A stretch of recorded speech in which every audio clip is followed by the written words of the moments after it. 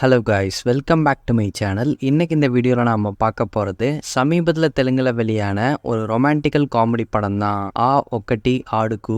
இந்த படம் இப்போ தேட்டர்ஸில் ரன் ஆகிட்டு இருக்கு. இந்த படத்தில் யாரெல்லாம் நடிச்சிருக்காங்க அப்படின்னு பார்த்தோம்னா அல்லரி நரேஷ், ஃபரியா அப்துல்லா, வெண்ணலா கிஷோர், ஹர்ஷா அப்படின்னு பல பேர் நடிச்சிருக்காங்க. மல்லி அன்கம் இந்த படத்தை வந்து டைரக்ட் பண்ணியிருக்காரு.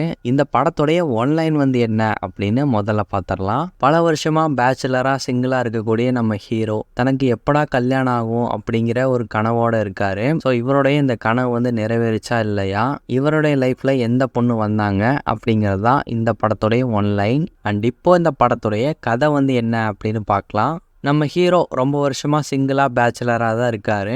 அண்டு ஒரு நல்ல வேலைக்கு போயிட்டுருக்காரு. போகிறதும் வந்துட்டு பார்த்திங்கன்னா ஒரு கவர்மெண்ட் வேலை தான். ஸோ இவருடைய வீட்டில் ஏகப்பட்ட பொண்ணுங்க வந்து இவருக்கு பார்க்குறாங்க. பட் எந்த ஒரு பொண்ணும் இவருக்கு வந்து செட் ஆக மாட்டேங்குது, கல்யாணம் வரைக்கும் போக மாட்டேங்குது.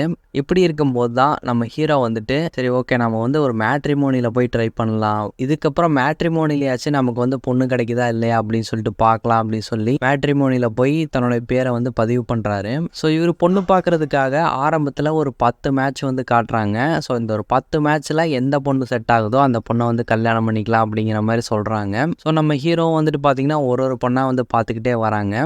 அதில் ஒரு பொண்ணாக வரவங்க தான் நம்ம ஹீரோயின். என்னதான் 10 பெண்கள் வந்து ஆப்ஷனில் இருந்தாலும் நம்ம ஹீரோயினை தான் ஹீரோவுக்கு ரொம்பவே பிடிக்குது. ஆனால் ஹீரோனுக்கு வந்துட்டு பார்த்தீங்கன்னா எனக்கும் வந்து 10 மேட்ச் வந்து இருக்குது. ஸோ அதில் யாராச்சும் எனக்கு வந்து செட் ஆகிட்டாங்கன்னா அவங்கள வந்து நான் கல்யாணம் பண்ணிக்குவேன், அதில் ஒருத்தராக நீங்கள் இருந்தீங்கன்னா எனக்கும் ஓகே தான் அப்படிங்கிற மாதிரி சொல்கிறாங்க. ஸோ நடக்கிறது நடக்கட்டும், நம்ம பார்க்கலாம் அப்படிங்கிற மாதிரி ஹீரோயின் வந்து சொல்கிறாங்க.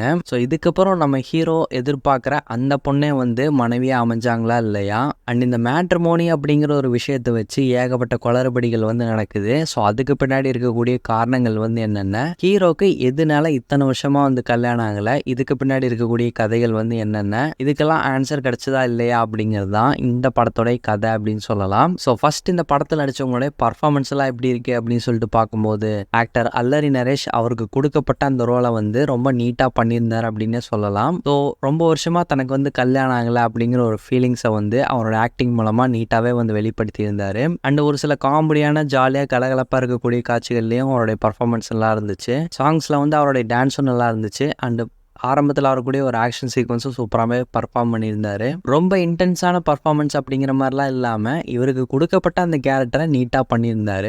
அண்ட் ஹீரோனாக வரக்கூடிய ஃபரியா அப்துல்லா, ஸோ அவங்களுக்கு ஹீரோவுக்கு ஈக்குவலாக வரக்கூடிய ஒரு கேரக்டர் மாதிரி தான் வந்து அந்த கேரக்டரை வந்து டிசைன் பண்ணியிருக்காங்க. ஸோ அவங்களும் அந்த ஒரு கேரக்டரை வந்து நீட்டாகவே பண்ணியிருந்தாங்கன்னே சொல்லலாம். படத்தில் எல்லா ஃப்ரேம்லேயுமே இவங்க பார்க்கறதுக்கு அழகாக இருக்காங்க. இவங்களுக்கான அந்த காஸ்டியூம்ஸுமே வந்து படத்தில் நல்லாவே கொடுத்துருந்தாங்க அப்படின்னு சொல்லலாம். ஹீரோனுக்கு அப்படின்னு சொல்லிட முடியாது, ஹீரோவுக்கு ஆகட்டும் அப்புறம் மற்ற சில சப்போர்ட்டிங் கேரக்டர்ஸ் ஆகட்டும் எல்லாருக்குமே காஸ்டியூம்ஸ் நீட்டாக பண்ணியிருந்தாங்க. சினிமாட்டோகிராஃபியும் அதுக்கேற்ற மாதிரி கலர்ஃபுல்லான விஷுவல்ஸ் வந்து இந்த படத்துக்கு ஒரு ப்ளஸ் பாயிண்டாகவே அமைஞ்சிருக்கு. அண்ட் இந்த படத்தில் வரக்கூடிய காமெடியன்ஸ் எல்லாருமே வரக்கூடிய இடங்களில் அங்கங்கே லைட்டாக சிரிக்க வைக்கிறாங்க. படத்துடைய ஆரம்பத்தில் வெண்ணலா கிஷோர் இருக்காரு. அவர் வந்து ஓரளவுக்கு இந்த படத்தை காப்பாற்றுவார் அப்படின்னு நினச்சா அவர் வந்ததும் தெரில போனதும் தெரில. அவருடைய காமெடியும் லைட்டாக தான் இந்த படத்தில் வந்து ஒர்க் அவுட் ஆயிருக்கு. இவரை தாண்டி ஹர்ஷா அப்படின்னு இன்னொரு காமெடி ஆர்டிஸ்ட் வந்து நடிச்சிருப்பாரு. அவருடைய பர்ஃபார்மன்ஸ் இந்த படத்தை ஓரளவுக்கு காப்பாற்றுது. அண்ட் இந்த படத்தில் இருக்கக்கூடிய சின்ன சின்ன ஹைலைட்லாம் வந்து என்ன அப்படின்னு பார்க்கும்போது நான் ஆல்ரெடி சொன்ன மாதிரி சினிமாட்டோகிராஃபி நல்லா கலர்ஃபுல்லாக ப்ரெசென்ட் பண்ணியிருந்தாங்க. ஸோ கலர்ஃபுல்லாக அப்படின்னா ரொம்ப கண்ணை உறுத்துற மாதிரி பளிச்சுன்னு இல்லாமல் கொஞ்சம் மைல்டாகவே கொடுத்துருக்காங்க.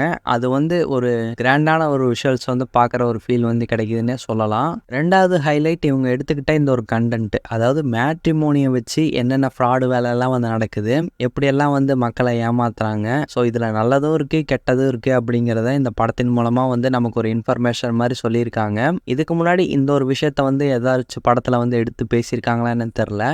பட் இந்த மேட்ரிமோனி அப்படிங்கிற ஒரு விஷயத்தை வச்சு நிறைய ஃப்ராடு வேலைகளும் வந்து ஒரு பக்கம் நடந்துட்டு தான் இருக்குது அப்படிங்கிறத இந்த படத்தின் மூலமாக வந்து கன்வே பண்ணியிருக்காங்க. ஸோ இந்த படத்தை பார்க்கும்போது ஒரு நார்மலான யூஷுவலான ஒரு ரொமான்டிக்கல் காமெடி ஃபேமிலி ட்ராமா படம் மாதிரி தான் வந்து தெரியும். அதுக்குள்ளே இந்த மேட்ரிமோனி அப்படிங்கிற ஒரு விஷயத்தை உள்ளே கொண்டு வந்து படத்தை சுவாரஸ்யமாக ட்ரை பண்ணியிருக்காங்க. அது வந்து நீட்டாக தான் ஒர்க் அவுட் ஆயிருக்கு. ஸோ இந்த படத்தில் இருக்கக்கூடிய சின்ன சின்ன நெகட்டிவ்லாம் வந்து என்ன அப்படின்னு பார்க்கும்போது அநியாயத்துக்கு கோயின்சிடென்ட்டான காட்சிகள் மாதிரி இந்த படத்தில் வந்து கொண்டு வந்திருப்பாங்க. ஸோ எல்லாருமே ஒரே ஏரியாக்குள்ளே ஒரே தெருக்குள்ளே இருக்கிற மாதிரி வந்து காட்டியிருப்பாங்க. அது எந்த அளவுக்கு சாத்தியம் அப்படிங்கிற மாதிரி தெரியல.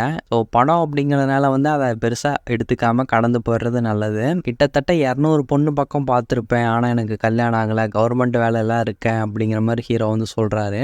200 பொண்ணுங்களை வந்து ஹீரோ பார்த்து கல்யாணம் ஆகலை அப்படிங்கிறலாம் அநியாயத்துக்கு காதில் பூசுத்துற ஒரு கதை தான். ஸோ இந்த மாதிரி கொஞ்சம் நம்ப முடியாத டைலாக்ஸும் அங்கங்கே இந்த படத்தில் வந்து இருக்கதா செய்யுது. அண்ட் கிளைமேக்ஸில் நடக்கக்கூடிய ஒரு மிகப்பெரிய கோர்ட் ரூம் ட்ராமா மாதிரி கொண்டு போயிருப்பாங்க.